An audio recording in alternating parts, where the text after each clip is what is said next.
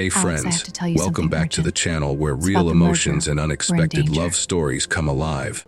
Alex, If this I thumbnail need your already answer. has you hooked I with don't its know. drama It's a huge and that risk. shocked We have to expression on the decide now. single dad's face, do me a favor right now. Smash that like button. If you love heartfelt tales like this, subscribe to the channel and turn on notifications so you never miss the next one. Your support keeps these stories coming, and I promise today's one will stay with you long after it ends. Now, let's dive straight into the heart of it. Picture this exact moment captured in the thumbnail. The glittering chandeliers of the Grand Royal restaurant sparkling like 1,000 diamonds above the velvet, draped tables, the soft hum of a live piano mixing with the clink of fine crystal, and the elite crowd pretending they aren't watching every move. There, at a corner table set with gold-rimmed plates and fresh orchids, sat Alex Thompson, 32 years old, dark hair perfectly styled for the first time in years, wearing a rented tuxedo that hugged his broad shoulders just right. His blue eyes, usually tired from late-night parenting, were wide with pure disbelief. Leaning over his shoulder, her warm breath brushing his ear, was Sophia Harrington, the 29-year-old self-made billionaire CEO of Harrington Innovations, stunning in a strapless pale, yellow gown that shimmered against her sun-kissed skin and cascading blonde waves. Her manicured hand rested lightly on his shoulder, and with a voice trembling between desperation and determination, she whispered the words that would flip both their worlds upside down. I need a husband tomorrow. Alex's fork froze halfway to his mouth. The entire restaurant seemed to blur as his heart slammed against his ribs. He turned his head just enough to meet her intense green eyes, and in a stunned half-laugh, half-gasp, he replied, "That means we'll live together." Sophia didn't flinch. She kept her smile elegant for the watching eyes, but her whisper was raw. "Yes, my entire empire, everything I've built since I was 22, depends on it. 1 year, a contract. But we have to make it look real, starting tomorrow at the courthouse. And yes, that includes living under the same roof. Your daughter too." Alex's mind reeled. He was just a regular guy, a widowed single dad raising 5-year-old Lily on a teacher's salary that barely covered rent in a cramped 2-bedroom apartment on the outskirts of the city. His late wife, Mia, had died in a car accident 3 years ago, leaving him with a little girl who still asked for her mommy at bedtime, and a mountain of medical bills from the accident. He had only come to this gala because his best friend, the event photographer, had slipped him a free ticket as a thank you for watching his kids last month. Alex never expected to be noticed, let alone propositioned by the woman whose face was on the cover of every business magazine. But Sophia Harrington wasn't just any billionaire. At 29, she had turned a tiny app she coded in her college dorm into a global AI platform worth billions. Her father, the late tech legend Richard Harrington, had built the original company, and when he passed 6 months ago, his will dropped a bombshell clause no one saw coming. Sophia would only inherit full controlling shares if she was legally married by her 30th birthday, which was tomorrow. If not, her ruthless Uncle Victor would seize everything, sell the company to competitors, and leave her with nothing but a trust fund she couldn't touch. Victor had already started the paperwork. The board meeting was scheduled for the day after tomorrow. She had exactly 24 hours. She had spent weeks quietly searching for a man who wouldn't sell the story to tabloids or demand half her fortune. Every candidate either had hidden motives or crumbled under the pressure. Then she saw Alex across the room. Kind eyes, no fake smile, the way he carefully cut his steak into tiny pieces the way a dad does for his child.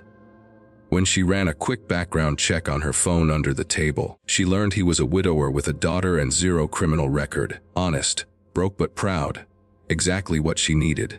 Alex didn't say yes right away. He excused himself, stepped outside into the cool night air under the marble columns, and called his sister to check on Lily, who was already asleep with her favorite stuffed bear. His hands shook. $10 million was the number Sophia had whispered, enough to pay off every debt, buy Lily a safe home, fund her college, and let him quit the extra tutoring jobs that kept him away from her. But living together, pretending to be a husband and wife in front of the world, raising his daughter in a mansion where servants waited on them hand and foot. What would Lily think? What if she got attached and Sophia walked away in a year? He went back inside. Sophia was still at the table, pretending to sip champagne, but her knuckles were white around the glass. Their eyes met. "One condition," Alex said quietly, sitting down. "Lily comes with us.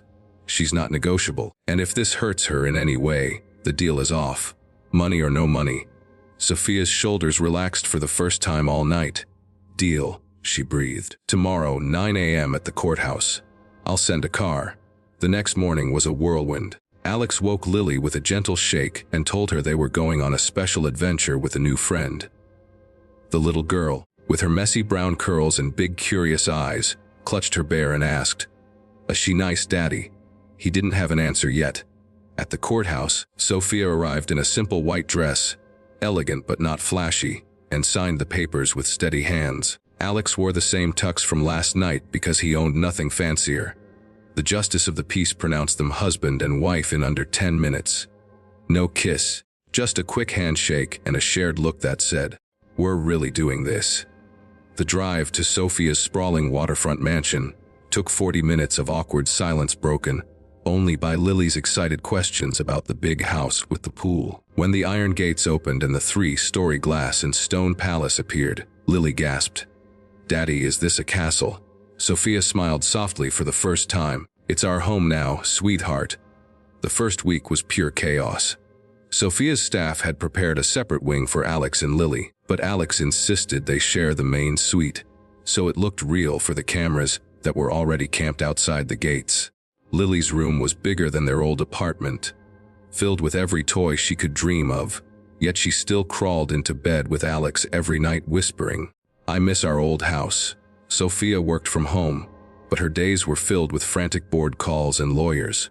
Alex spent his time trying to keep Lily's routine. Press school in the morning, park in the afternoon, while learning how to live with a woman who had private chefs and never folded her own laundry. Tension built fast. One night, after Lily had gone to bed, Sophia poured 2 glasses of wine and finally opened up. "My father thought I was married to my work. He said I'd die alone in a boardroom if I didn't learn to let someone in. That's why the clause. I thought I could fake it, but I never expected." She stopped, eyes glistening. Alex finished for her. "You never expected a kid in the mix." She nodded. "Lily looks at me like I might disappear any second. And honestly, I'm terrified I will." Alex shared his own pain then.